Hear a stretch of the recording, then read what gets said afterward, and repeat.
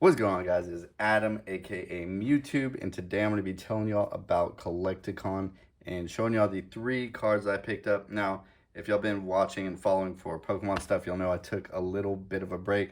I had turnaround at work, which is basically where I work every single day for a month, and then I was kind of saving money for a bit. We started doing other things with our money, so I took a break. Of course, I didn't want to spend too much money coming back in, so I'm going to be going really slow, trying to show everything, basically restarting the collection from scratch, which to me is like kind of exciting. Like, I like a fresh start on things sometimes, so it's kind of good to start with like zero and then just slowly over time maybe we'll build and then see where we can end up at. So anyways, let's jump into it. Collecticon last weekend, Saturday, Sunday, took Mandy and Case in with me. Uh, and yeah, we had a blast. We went both days. We only were going to go one, ended up going two. A lot of people, especially on Saturday, way more people Saturday. Um, Tons of vendors there, a lot of people, like I said. And I took the Karen Full Art with me. I went to about four vendors, seeing what I could kind of do with it. And most people, the first two people started out wanting to do $1,000 on it. And I was like, nah, that's just way too low for my price point, which is really more or less where I ended up getting for it value wise. The lowest listing's 2K, but it hasn't moved. There hasn't even been a sell since last year in 2023. So basically, the first card right here in the middle is the one I ended up doing a deal with. And it ended up being more of a break even deal, maybe a little on top with what I put in. And it is the Umbreon Split Earth PSA 10 in Japanese. Super sick card.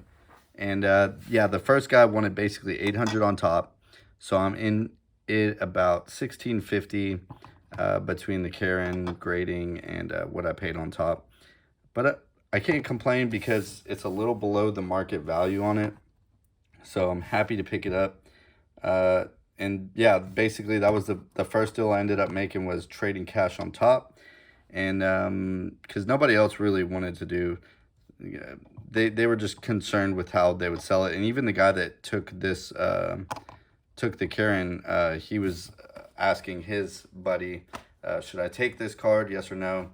And he ended up taking it. So I was like, all right, well, I'm going to grab something more liquid or at least something that I like. And I thought this was awesome. I did briefly own the Skyridge Umbreon PSA 10, but sold it. And then another guy had a Skyridge BGS 9.5, and he wanted to trade this one and 700 on top. And I looked at it for a while, stared at it for a while. It looked really good.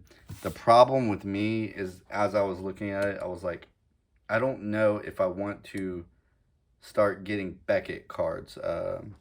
BGS 9.5, it's probably liquid still, but PSA is like the king of liquidity in my opinion. And I was like, you know what? I could have got English, which is probably even more liquid, but for one reason or another, I just decided not. I'm going to wait and hold on to it. I didn't want to invest more money. But what I did want to do is I wanted to pick up the a card that I thought goes really well with this one. And so what ended up happening is I knew there was a card there that goes with this Umbreon. And it was like we went 8 and came back, took a break, and then it was like 5, 4 or 5 by the time I really started looking for this card. I knew I had seen it, but I didn't know where. And so I was looking. Time's running out. I mean, I'm spending like pretty much the rest of the day looking for this card. And I kid you not, it was like 5 minutes left in the show on Saturday. And I finally walked by the booth that had it. And here it is, the Town on No Map. Now, this is the unlimited copy, which is a lower population typically. A little more sought after. And right away, I kind of got hooked on the unlimited. And so I decided I'm probably going to move this one and start collecting unlimited Japanese vintage. They're really affordable, or fairly affordable, I should say. I don't want to say really affordable because I did negotiate $12.50. The last sold on eBay was $11.50, so I kind of used that to my advantage to negotiate. They were a little reluctant. They had it priced at $1,500.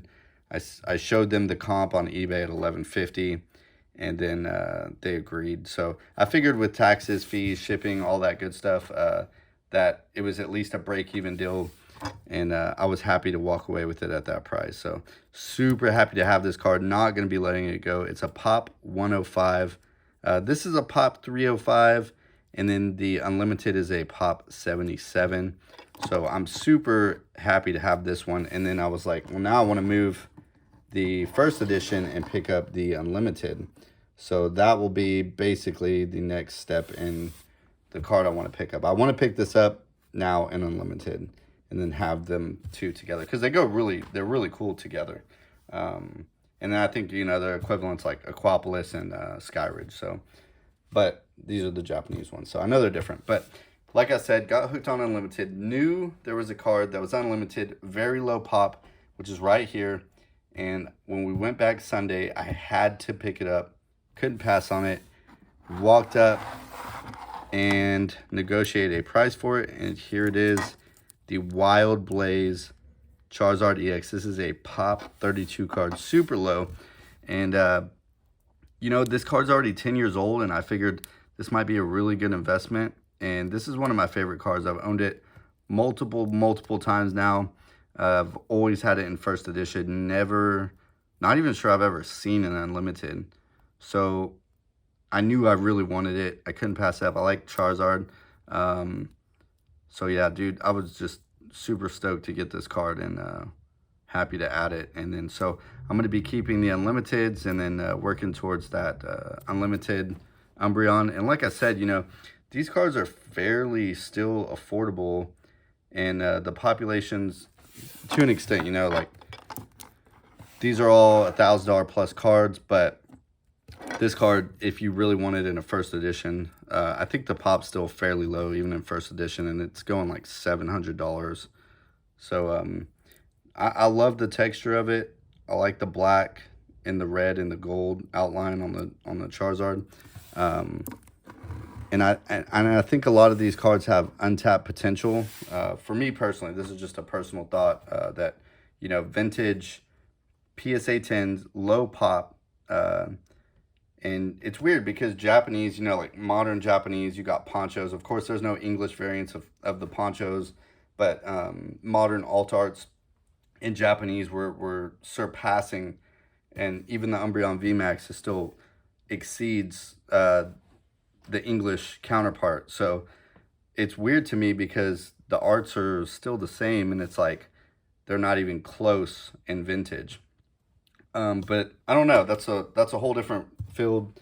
But as far as me, I'm liking the Unlimited cards in Japanese, the older ones. This is a decade old, so I think it's gonna break the boundary for being a vintage card before too long. Excuse me. So that's kind of the reason I bought it. This is a long-term hold for sure. So I don't really have any intention of selling them. Right now, I'm gonna move this, and we'll see where we go from there. After today, I'm going to be doing a UFC 300 picks, and then maybe we'll do like a little bit of Pokemon and